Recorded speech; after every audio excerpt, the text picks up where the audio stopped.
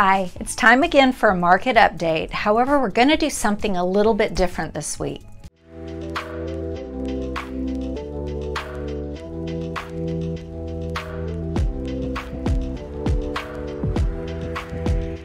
I'm Sandra Burris with Keller Williams Realty, and I've been a realtor in the North Texas market for over 15 years. My passion is to work with my buyers and sellers to help them achieve their goals, also to educate people on the North Texas real estate market and all of the cool things there is to do here in North Texas. I attended a webinar hosted by Steve Jacobson of Fairway Mortgage Corporation, where he interviewed Dave Stevens. He was the former CEO of the Mortgage Bankers Association, and he was the former FHA commissioner under Obama. He had some very interesting things to say about the future of the real estate market nationwide, and I thought I'd share that with you today. My top 3 takeaways from this webinar were: first, number 1, rates will respond to a slowing economy. I'm not an economist, I'm a real estate agent. However, I love learning about how economics impacts our real estate market on a local level. Mr. Stevens pointed out that the Fed is using higher interest rates to stabilize inflation numbers. We are about a year in from our super aggressive market of a year ago, where we had super duper competition,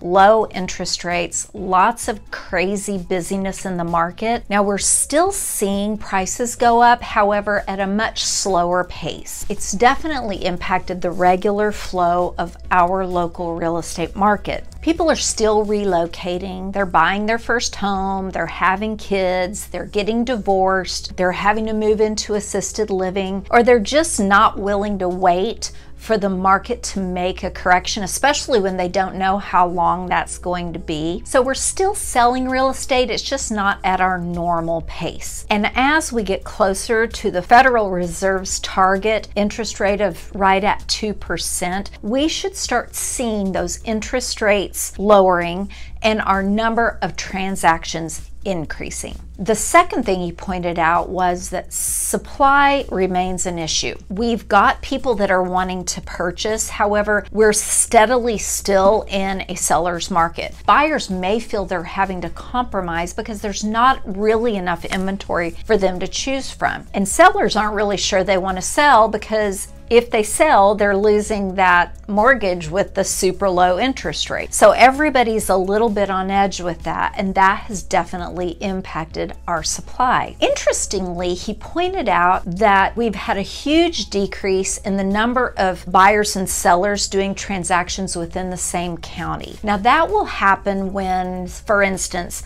somebody owns their first home, they start to have kids, and they need a bigger house, but they really like the area that they live in. So they want to buy that kind of move up house in that area. Or say somebody is an empty nester, their kids have gone to college and they don't want to maintain a big house, so they want to make the change the opposite direction. At some point, the pain of the status quo will motivate them to go ahead and make some decisions on buying or selling, especially when we really don't know how long the current situation is going to stay around. Because of that, we end up with a lot of pent-up demand to buy and sell real estate. The third and final point that I took away from this webinar is that we have the biggest group of people in history coming into that time of their life when they buy their first home. That decade from 26 to 36 is when people generally buy their first home.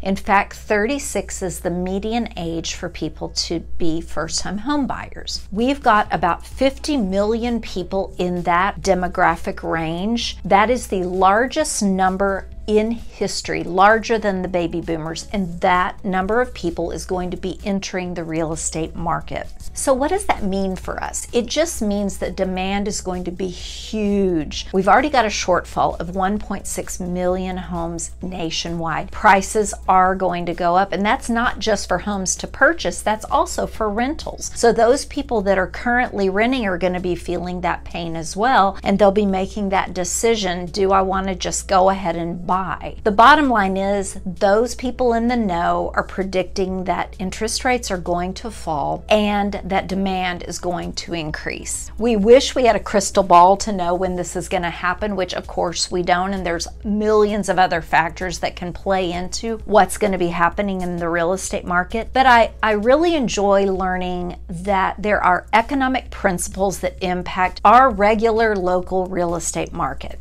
And the one thing that's constant is it's always changing. I hope you found this information as helpful as I did. And as always, like, comment, and subscribe. And we'd love it if you'd leave a comment below if you're seeing some of this happening in your local market. Thanks so much and have a great day.